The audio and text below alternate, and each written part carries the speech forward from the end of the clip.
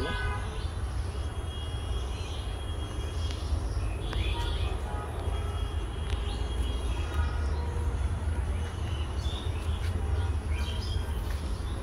মাসুদ ভাই, এই বটতলাটা এসে কেমন লাগলো?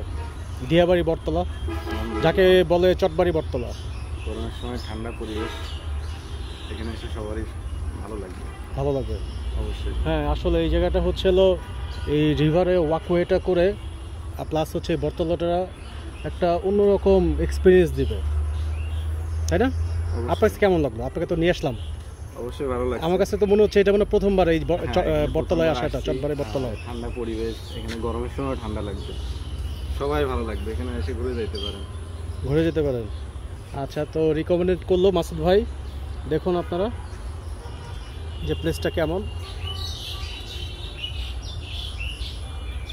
অনেকগুলো শাখা এখানে আছে। হ্যাঁ, এক একটা গাছ থেকে হলো সিঁড়ি নেমেছে, মূল নেমেছে, মূলগুলো নেমে একবার মাটিতে শিকড় হিসেবে যায়। আর এখানে এসে ভয় পাওয়ার কিছু নাই। অনেকে সাপের ভয় পায়। না, এখানে কিন্তু জঙ্গল আছে, কিন্তু একটু জঙ্গল বলতে একটু ঝোপঝাপ, এটা কিন্তু ওই জঙ্গল না। পিছনে কিন্তু একটা পুকুর আছে, ঠিক আছে? পুকুরটা আর আগের মতো মনে নেই। পুকুরটা এখন ভরাট হয়ে গেছে, চারি সাইডের বালি। তারপরে চলেন একটু দেখি তো পুকুরটা। পুকুরটা এই সাইডে।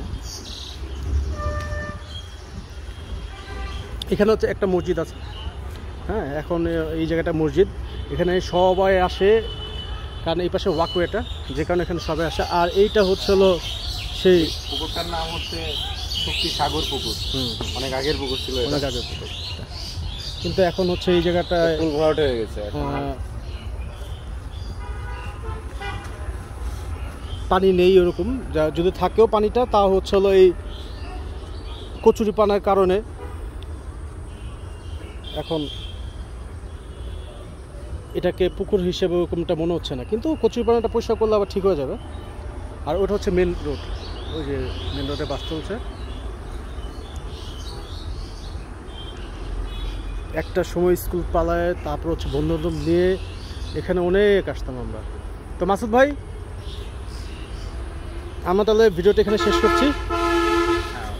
সবাই আমাদের ভিডিও লাইক, শেয়ার, কমেন্ট করবেন। নেক্সট ভিডিও, ভালো ভালো ভিডিও দেখতে হলে আমাদের অবশ্যই লাইক, শেয়ার, কমেন্ট করে আমাদের সাথে থাকতে হবে। ভালো থাকবেন সবাই। আল্লাহ হাফেজ। আচ্ছা, আমিও আল্লাহ হাফেজ বলছি আপনাদেরকে।